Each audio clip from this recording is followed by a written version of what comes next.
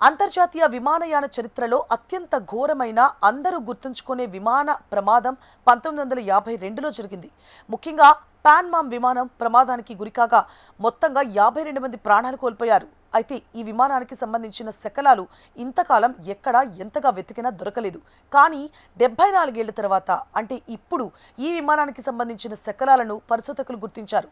Air Sea Heritage Foundation Discovery ఛానల్కు చెందిన expedition unknown బృందం సంయుక్తంగా జరిపిన శోధనలో ఈ ఏడాది జూన్ 2వ తేదీన సదరు విమాన శకలాలను అట్లాంటిక్ మహాసముద్రం అడుగు భాగంలో ఉన్నట్లు కనుగొన్నారు. 1952 ఏప్రిల్ 11వ తేదీన గుడ్ ఫ్రైడే. అయితే అదే రోజు క్లిప్పర్ ఎండివర్ అనే డగ్లస్ DC-4 విమానం 64 మంది ప్రయాణికులు 5 సిబ్బందితో ప్యూరోలికోలోని శాన్ జోవాన్ నుంచి న్యూయార్క్ వెళ్లేందుకు బయలుదేరింది.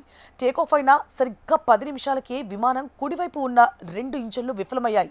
దీంతో కెప్టెన్ జాన్ సి బర్న్ విమానాన్ని శాన్ జోవాన్ కు వాయువ్యంగా 11 మైళ్ల దూరంలో అట్లాంటిక్ సముద్ర ఉపరితలంపై అత్యవసరంగా ల్యాండ్ చేశారు. నీటిపై పడిన సమయంలో ప్రయాణికులంతా సురక్షితంగానే ఉన్నప్పటికీ విమానంలోకి వేగంగా నీరు చేరడంతో తీవ్ర అలజడి రేగింది. అయితే అప్పట్లో విమానాల్లోని ప్రయాణికులకు భద్రతా సూచనలు ఇచ్చే విధానం లేకపోవడంతో క్యాబిన్ లోపల తీవ్ర అయోమయం నెలకొంది. ప్రయాణికులకు లైఫ్ జాకెట్లు ఎక్కడున్నాయో తెలియక సిబ్బంది లైఫ్ రాఫ్ట్లను సరిగ్గా తెరవలేక ఆందోళన చెందారు. కేవలం 3 నిమిషాల్లోనే విమానం పూర్తిగా మునిగిపోయింది. America coast guard, air force సిబ్బంది వచ్చి 5 విమాన సిబ్బందితో పాటు కేవలం 12 మంది ప్రయాణికులను మాత్రమే రక్షించగలిగారు. మిగిలిన 52 మంది సముద్రంలో మునిగిపోయి ప్రాణాలు కోల్పోయారు.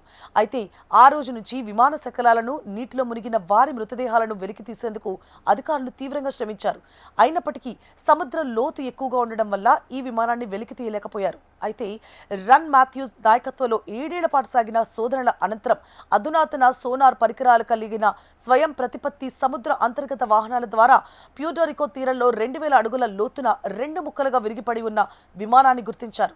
ఈ విమానంపై ఇప్పటికీ పాన్యామ్ లోగో స్పష్టంగా కనిపించడం తమను ఎంతో భావోద్వేగానికి గురిచేస్తుందని పరిశోధక బృందం తెలిపింది. అయితే ఈ విషాదం విమానయాన వ్యవస్థలోని తీవ్రమైన లోపాలను ఎత్తిచూపింది. ల్యాండింగ్ సురక్షితంగానే జరిగినా ప్రయాణికులకు ప్రమాద సమయాల్లో వాడే లైఫ్ వెస్ట్ల వినియోగంపై అవగాహన లేకపోవడమే ఎక్కువ మంది మరణానికి కారణమని సివిల్ ఏరోనాటిక్స్ బోర్డు తేల్చింది. ఈ ప్రమాదం తర్వాతనే విమానం టేకాఫ్ అయ్యే ముందు ప్రయాణికులకు భద్రతా నియమాలు, అత్యవసర సమయాల్లో అనుసరించాల్సిన పద్ధతులను ప్రదర్శించడం ప్రపంచవ్యాప్తంగా విమానయాన సంస్థలకు తప్పనిసరిగా మారింది.